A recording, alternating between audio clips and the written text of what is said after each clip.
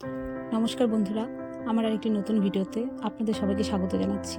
আমি বানাতে চলেছি ফ্রাইড রাইস, যেটি বাঙালির অতি জনপ্রিয় একটি খাবার। তো খুব সিম্পল পদ্ধতিতে এটি বানাবো।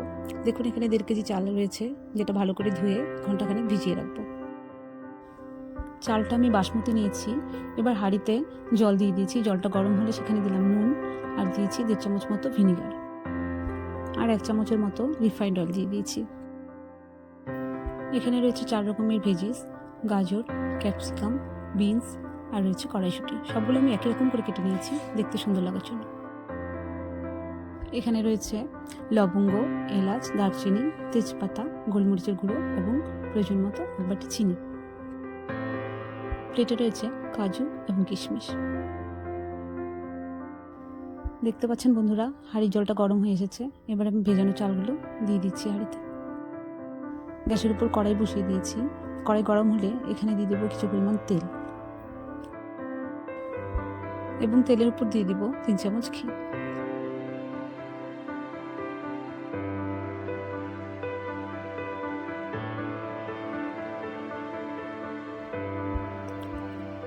গোটা গরম মশলাগুলো দিয়ে দেবো তেলের উপরে।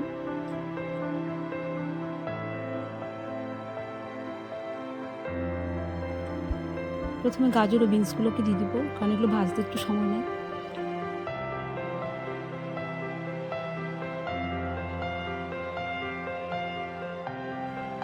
গাজর ও বিনস কিছুটা ভাজা হয়ে আসলে দিয়ে দেবো টুকরো করে রাখা কাঁচা লঙ্কা, দিয়ে দিব কড়াইশুঁটি এবং ক্যাপসিকামগুলোকে। এরপর দিয়ে দিব স্বাদ মতো নুন এবং আধা বাটি চিনি। এরপর ভেজিসগুলোকে খুব সুন্দর করে ভেজে নিতে হবে। ভেজিসগুলো ভাজা হয়ে আসলে দিয়ে দিব কাজু এবং কিশমিশগুলো। এবার দিয়ে দিব গোলমরিচের গুঁড়ো এবং আমার হাতে বানানো গরম মশলা গুঁড়ো।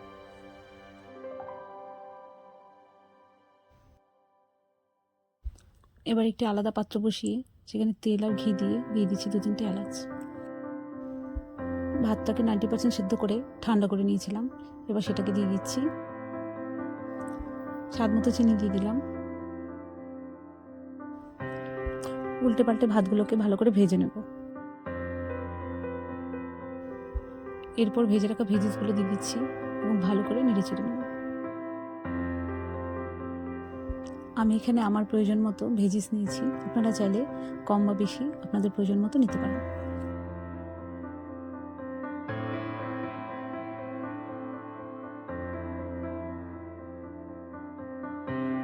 সবশেষে দিয়ে দিব গোলমরিচ গুঁড়ো, দিয়ে দিব গরম মশলার গুঁড়ো, আর কিছুটা ঘি দিয়ে এবার নামিয়ে দেব।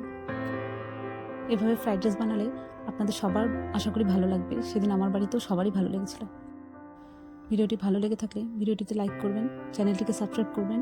ধন্যবাদ সবাইকে।